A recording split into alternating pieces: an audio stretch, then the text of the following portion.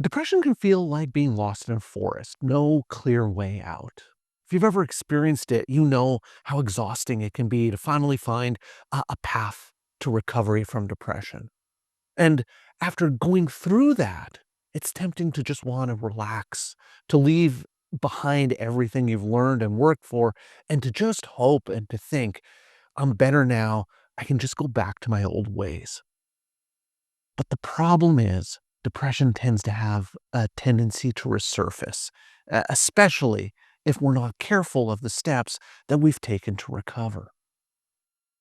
Research tells us that over half of the people who experience a major depressive episode at some point in their life will experience another depressive episode later in their life. And that likelihood increases with more depressive episodes. And the risk for relapse and depression tends to be highest in the first months after recovery, but it can remain present for years. Now, I don't mean this to be discouraging, and I know it might sound disheartening, but there is a silver lining to this knowledge. For depression to recur, you must have gotten better in the first place. And the fact that you've done it once, the fact that you've recovered once from depression, means that you can do it again. So the question isn't about making relapse impossible, because that's unrealistic for anyone.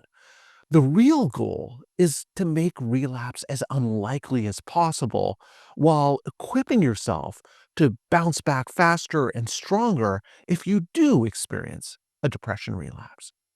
So, going back to our forest analogy, think of it as learning to navigate the way out of the forest more quickly and avoiding sort of the deepest, kind of scariest parts of that forest. Now, one of the most effective strategies to prevent relapse and depression is to continue to take care of yourself, even when you're feeling well. And this is really important, and a lot of people don't think about it. And they don't think about, why should I continue focusing on self-care when I'm not depressed? Because the thing is, most of us only pay attention to our well-being when things go wrong. When we feel good, we often take it for granted. It's easy to fall into the mindset of, I'm fine now, so I don't need to worry about that anymore. But that approach often backfires. I want you to think about your mental health as kind of like a car. When you're driving and the engine starts making a funny noise, you have a choice. You can either address the problem early on, or you can ignore it until your car breaks down. And too often in depression, people choose the latter. They wait until they feel truly awful before they start taking action. And they just try and keep pushing themselves. Can I keep going? Can I keep going? And if the answer is yes, they keep pushing forward, ignoring the warning signs of depression until they ultimately fall into a depression or a crisis. And so it becomes a very reactive approach to dealing with potential depression relapse.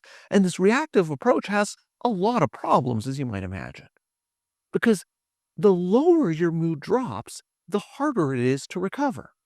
Just like a car with a broken engine is a lot harder to fix than one with a minor issue.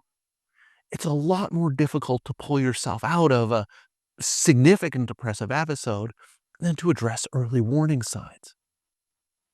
Your emotions are important in terms of feedback.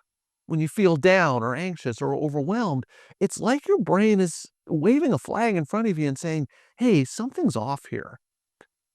By ignoring these cues, what it means is that you're missing on opportunities to make changes early on before things get worse. See, the thing is, good mental health isn't just about avoiding depression. It's about thriving, ideally. You don't have to just settle for feeling just okay when you could be feeling genuinely well and really enjoying life. In other words, taking care of yourself even when you're feeling good enough isn't just about preventing depression relapse. It's about living as fulfilling and satisfying a life as possible. So, what do you do? What can you do to keep up your efforts once you've started to feel better after a depressive episode? Well, first, you can recognize that depression recovery is a process. It's not like a finish line. Uh, Imagine yourself planting a garden. You wouldn't just plant the seeds, watch them grow, and then just leave them alone. Without ongoing care, weeds take over your garden and the plants don't thrive as well. Similarly, maintaining your mental health requires regular attention to make sure that the depression doesn't seep back in. So, what you want to do is to identify early warning signs. Think about times where your mood began to dip in the past. What were some of the things that you noticed? Were there changes in your sleep patterns? Were there changes in energy levels? Were your changes in your appetite? Maybe you started withdrawing from people you cared about, or you lost interest in things that you used to enjoy. Once you can think about some of those things that happen, those are your personal red flags. And by recognizing them early on, you can then take steps to interrupt this process before you spiral into a depression. Imagine you're driving a car and you see some big storm clouds ahead. Instead of just driving on that same route, what you might do is pull over, go onto your phone, and figure out a different path. It's the same idea with early warning signs of depression. It's like that big cloud in the distance that you can see, and what you want to do is you want to make some adjustments before you get there, before you get into that situation. You want to build habits that support your long-term well-being. These habits are like your foundation. These things may include regular exercise, maintaining a constant sleep schedule, engaging in activities that bring you joy and meaning. They don't need to be grand gestures. Sometimes even just small, consistent actions are the most important things you can do. So, for example, if you found that walking in nature helps your mood, make it a non negotiable part of your weekly schedule. Even planning for a 20-minute stroll once a week can help boost your mental health. It's important to stay connected to your social support system because isolation and withdrawal from other people, that can be a breeding ground for depression. So make sure you make an effort to nurture your relationships through things like, calling your friends regularly or texting them or getting together once in a while to make sure that you're building that into your routine. Maybe you'll have set up a schedule with a friend where you're agree to meet up every couple of weeks for coffee. It's really important to ensure that you're having those regular social contacts. You want to keep using the tools that helped you recover. So, for example, if therapy or medication played a role in your recovery from depression, what you want to do is to consider sticking with that even after you've started to feel better. Because it can be tempting to think, I'm fine now, I don't need that stuff anymore. But those are kind of like the tools that helped you get better in the first place. And you can think of them kind of like guardrails that are there to keep you safe, especially as you experience challenges or setbacks or difficulties. So, depression recovery is an ongoing process. And while feeling better is a significant achievement, maintaining that feeling requires constant work and effort.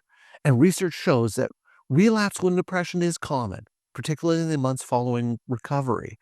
But you can take steps to reduce the likelihood of the recurrence of depression. And if you do experience depression symptoms, you can bounce back a lot quicker.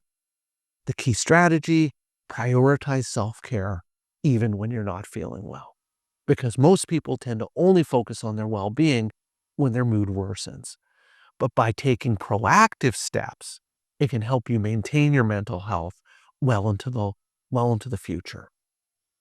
You also need to recognize early warning signs, changes in sleep, energy levels. Recognizing those things allows you to intervene early on. And by building regular healthy habits like exercise, maintaining supportive relationships, and continuing the therapeutic strategies that got you better in the first place, those are all things that are essential for long-term well-being. So all of these things not only reduce the risk of depression relapse, but what they can do is they enhance your overall quality of life. So I hope that gives you a better sense of recovering from depression and some of the things that you can start thinking about in terms of preventing relapse or limiting the likelihood of relapse in depression. And if you want to learn more about this, I'd encourage you to check out this video. So that's all for today's video. As always, thank you for making it all the way to the end of this video, and I will see you in the next one.